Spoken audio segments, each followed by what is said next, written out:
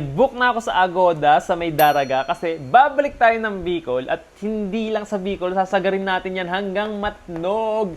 Sobrang layo pero hindi na tayo mag-isa this time dahil kasama na natin yung mga solid subscribers natin. Naggaya ako ng 20 lang, 20 na katao na pwedeng sumama sa subscribers ride natin. Pero ang ginawa ko guys, ang sinama ko muna sa ride na to, yung nakasama natin from the episode 1 hanggang episode 13 ng subscribers ride. Kasi may group chat ako. So, sa lahat ng mga nakakasama sa subscribers ride, pinagsama-sama ko sila sa isang group chat. Ayun, so hindi sila magkakakilala, pero andun sila, yung mga nakasama ko sa bawat episode. And nagsayaya ko kung sino mga gusto sumama. Sabi ko, at least less than 20. So, saktong 20 na kami. And ayun, so may mga makakasama na tayo. May mga nagchat-chat kasi sa akin na gusto nila sumama.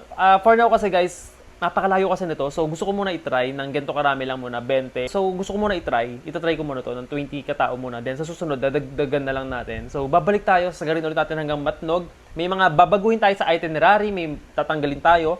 At may idadagdagin tayo. So, abangan niyo yan. Excited na ako dyan. And, ngayon guys, abangan niyo yan. Excited na ako.